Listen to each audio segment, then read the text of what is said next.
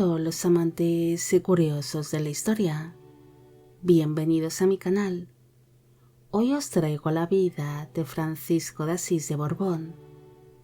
Él será el único rey consorte que ha habido en España hasta el día de hoy, además de portar el título de cuarto duque de Cádiz, siendo conocido popularmente por los apodos de Doña Paquita o Paquita Natillas, por ser homosexual y un tanto afeminado.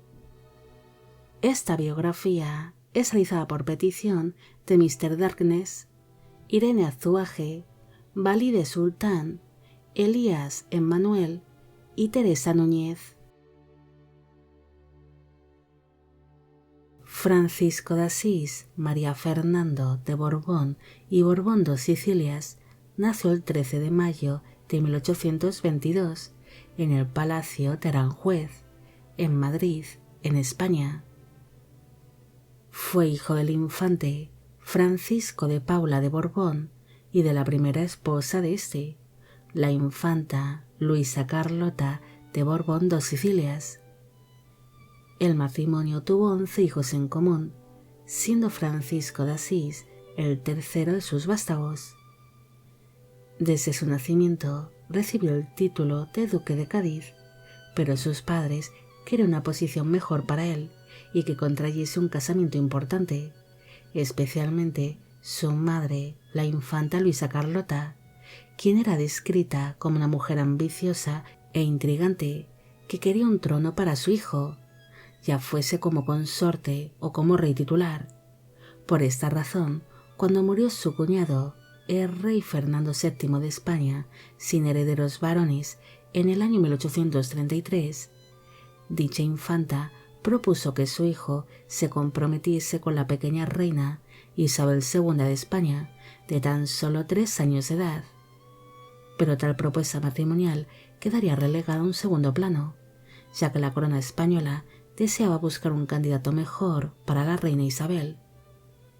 Considerando al infante Francisco de Asís como un pretendiente poco interesante.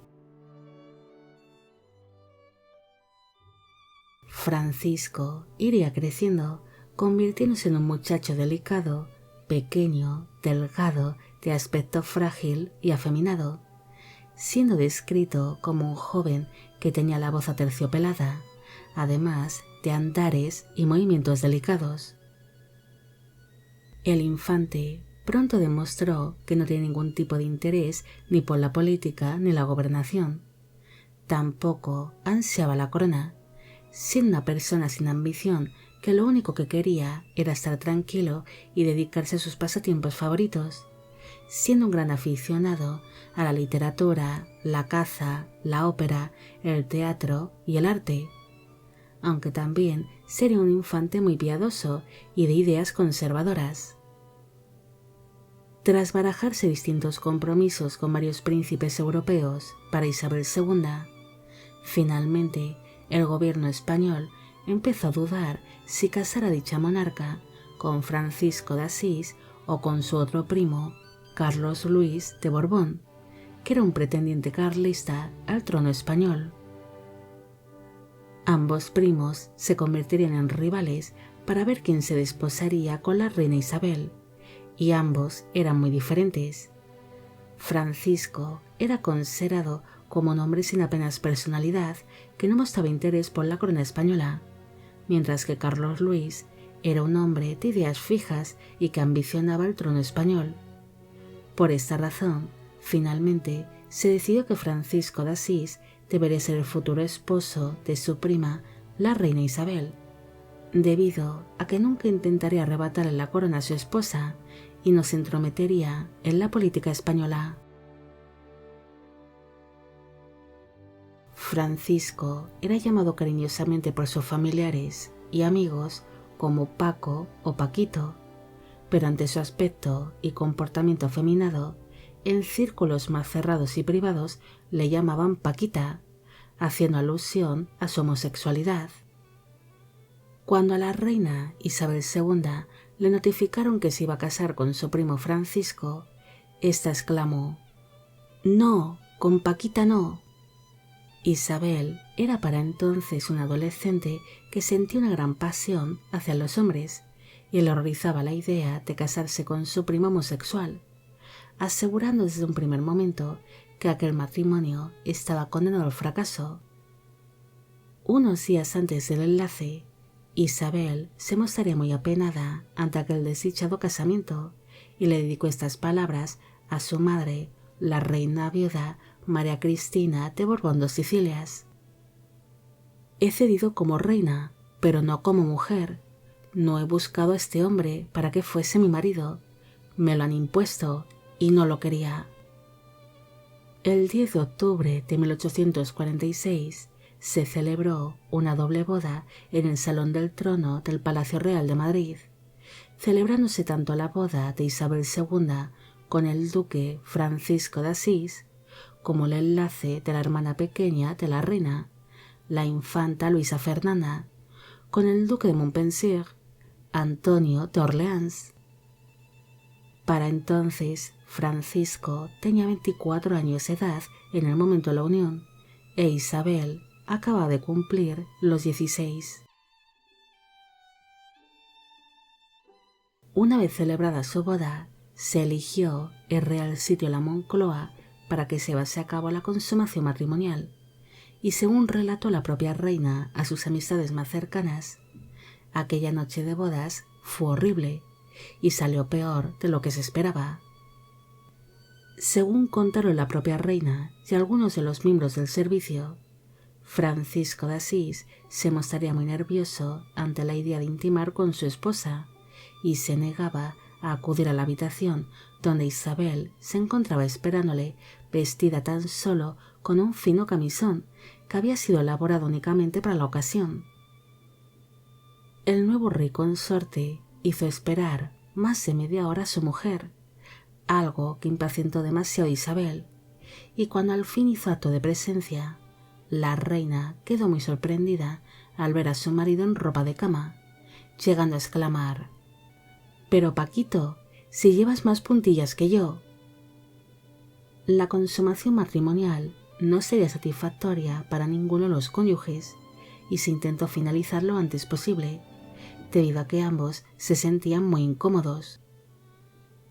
A la mañana siguiente, los recién casados partieron al Real Palacio de la Granja de San Ildefonso, en Segovia, donde se tenía planeado el pasar su luna de miel. Pero una vez más, Isabel quedó muy sorprendida al ver que su marido llevaba más baúles de viaje que ella. Cuando le preguntaron a la reina sobre cómo había ido su noche de bodas, ella llegó a decir: «¿Qué se puede esperar de un hombre que llevaba más encajes que yo?». Se sabe que durante su luna de miel, los recién casados no volvieron a intimar. Cada uno dormiría en habitaciones separadas y no tuvieron apenas trato, llegándose a evitar en todo momento.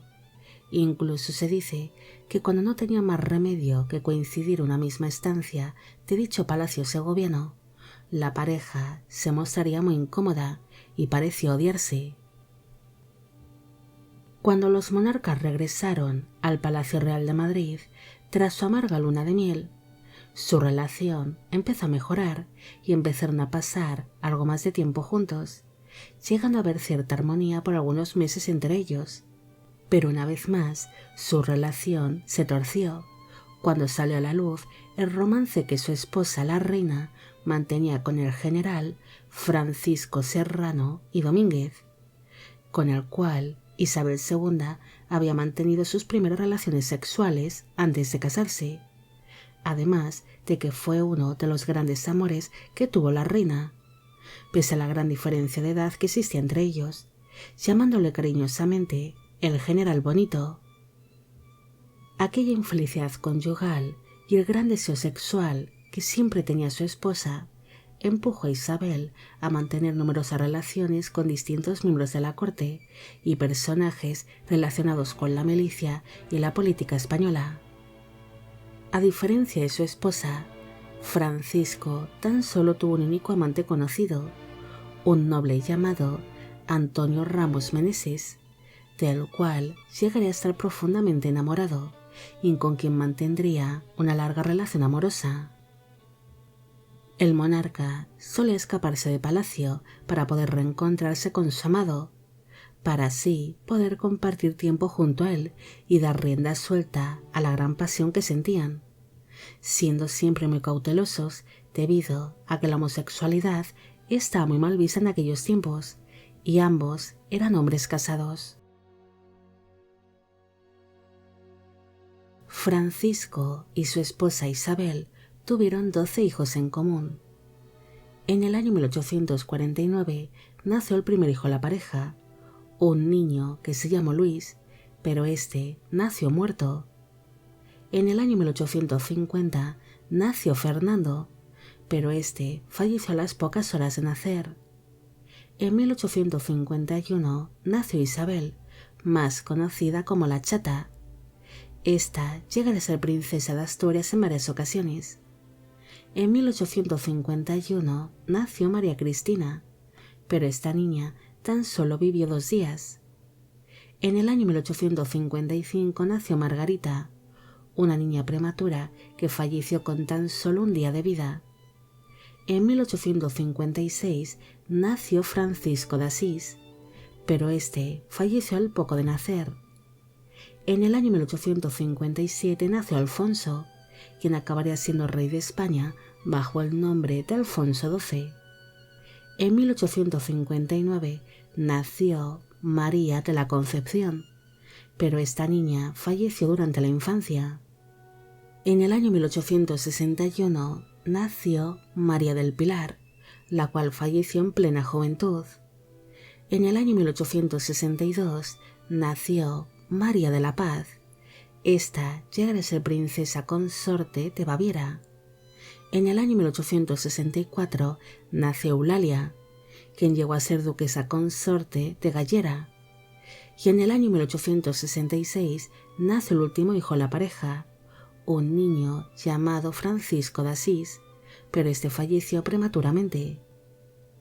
El matrimonio tuvo un total de 12 hijos en común, además de que su esposa sufriría de varios abortos durante todo su matrimonio.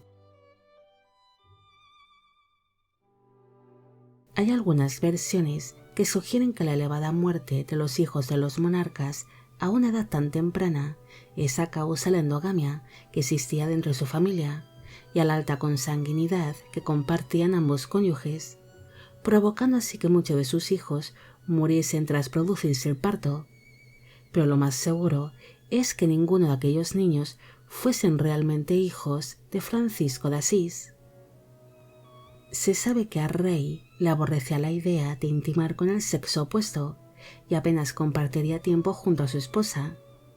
Es más, es de sobra sabido que Isabel II llegó a coleccionar un buen número de amantes, y es muy posible que sus vástagos fuesen fruto de aquellas relaciones extramatrimoniales. Francisco de Asís reconocería la paternidad de todos aquellos hijos que fue trayendo su esposa al mundo, a cambio de grandes sumas de dinero o de favores, tanto para él como para su amante, el noble Antonio Ramos Meneses, llevando así una vida bastante desahogada económicamente ante todos los hijos que iban naciendo de una manera un tanto seguida. Él tan solo tenía que hacer el paripé cuando se presentaban aquellos infantes en público y llenaba sus bolsillos con sus nacimientos. El monarca apenas prestaría atención a aquellos vástagos, pese a reconocerlos como hijos propios, y nunca llegaría a tener demasiado apego hacia ellos.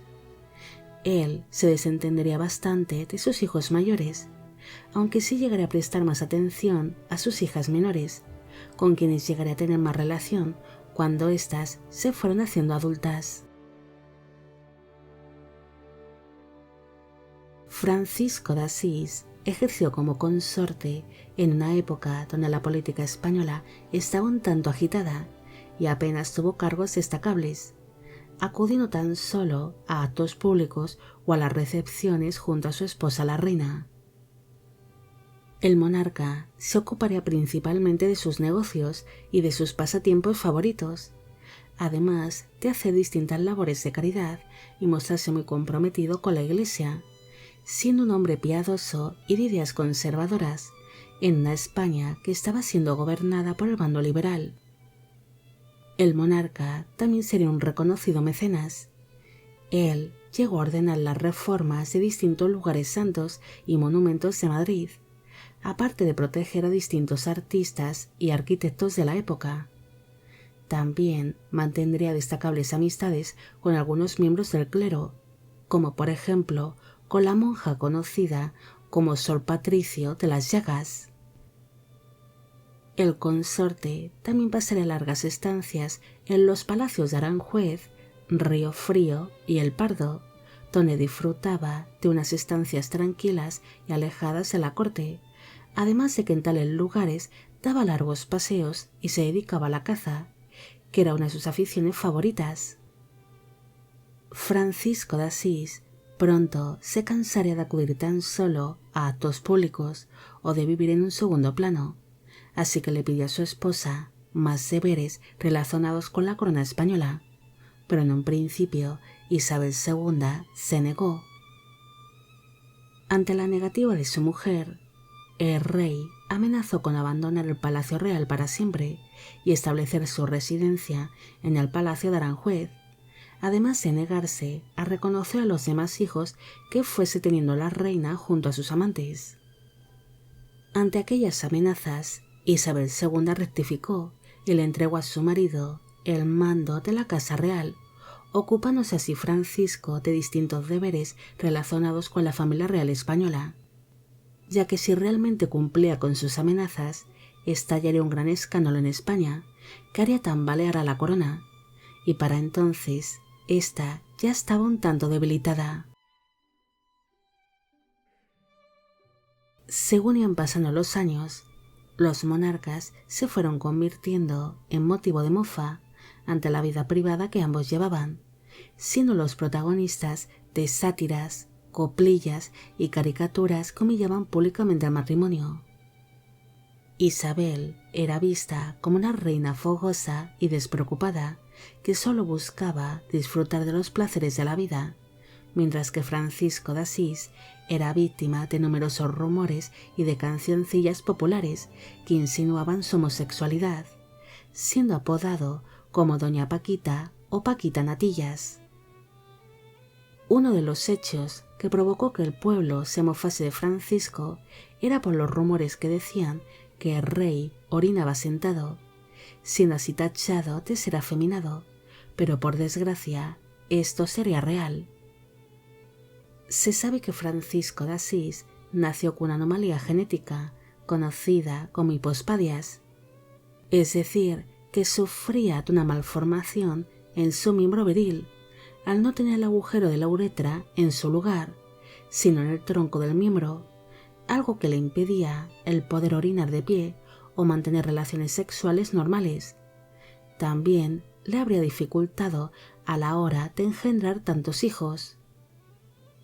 Es muy posible que esta anomalía genética fuese a causa de la endogamia, ya que sus padres, los infantes Francisco de Paula y Luisa Carlota, eran tío y sobrina.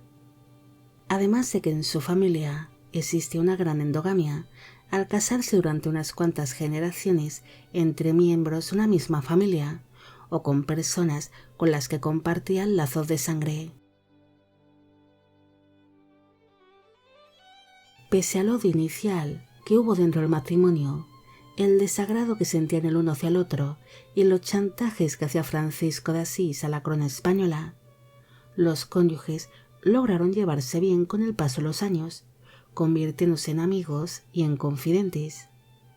Incluso Francisco llegaría a aconsejar a su propia esposa sobre algunos de los amantes que ésta misma tenía, dándole consejos sobre sus relaciones amorosas. En el año 1868 estalló en España un levantamiento conocido como la Revolución de la Gloriosa o la Revolución de Septiembre, una sublevación militar y civil que se levantó en contra de la reina Isabel II de España. Dicha revolución estalló cuando la familia real española se encontraba veraneando en la ciudad de San Sebastián, en el País Vasco, viéndose obligados a abandonar España y a poner rumbo a París, donde sería acogida la familia real española por los emperadores Napoleón III y Eugenia de Montijo. Se sabe que la reina Isabel II quiso regresar a España tras su partida al exilio para intentar negociar con los revolucionarios, pero Francisco y otros miembros del gobierno le aconsejaron de que no lo hiciese, tal vez porque pensaba que no merecía la pena luchar por una corona que ya estaba perdida, o porque quería librarse al fin de su cargo como rey consorte, un puesto que nunca había querido ni deseado. Durante su estancia en París, los monarcas decidieron separarse de forma amistosa y empezaron a vivir cada uno por separado, aunque se sabe que en el año 1873 hubo un intento de reconciliación, tal vez con la intención de dar la imagen de una familia unida. Tras separarse de su esposa, Francisco de Asís consiguió llevar una vida un tanto desahogada en París gracias a sus negocios. También le gustaba mucho viajar, así que pasaría algunas temporadas en Inglaterra, que era su lugar preferido de retiro. En aquellos viajes le acompañaría su amante, Antonio Ramos Meneses, quien también se había exiliado en tierras francesas y se hacía pasar por un miembro de su servicio para así acompañarle durante sus viajes, siendo su secretario personal. En el año 1874, su hijo Alfonso fue elegido como el nuevo rey de España bajo el nombre de Alfonso XII, reinstaurándose así la monarquía borbónica.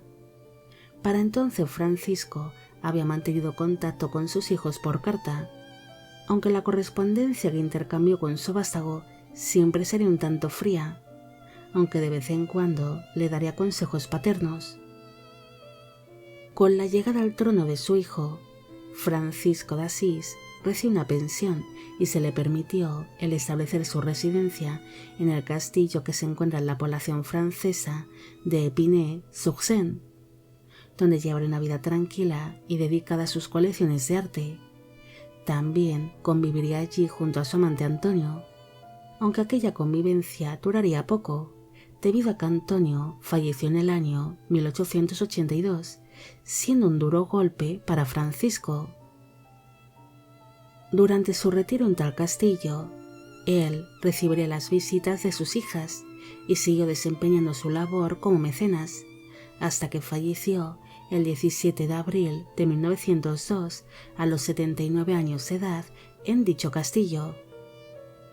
Sus restos mortales descansan en la cripta real del monasterio del Escorial, en Madrid, en España.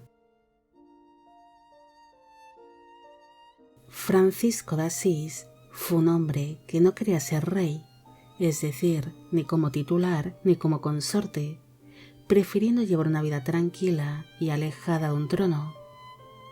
Él sería un rey prudente y discreto que hizo lo mejor posible su función como consorte, llegando a acompañar a la reina en actos públicos y en recepciones, además de ocuparse de administrar la casa real y realizar actos de caridad. Francisco llegaría a hacer negocios y a sacar partido de su casamiento con la reina Isabel II, existiendo una serie de tratados dentro del matrimonio, donde el consorte sería recompensado cada vez que la reina diese a luz a un nuevo infante, fruto de sus numerosas relaciones extramatrimoniales, algo que beneficiaba a ambos cónyuges. Este rey consiguió llevar una vida tranquila en cierta manera, amoldándose a todo tipo de situaciones fácilmente, ya fuese a su vida como consorte o durante su nueva vida en el exilio, siendo un hombre que saldría siempre adelante con sus negocios.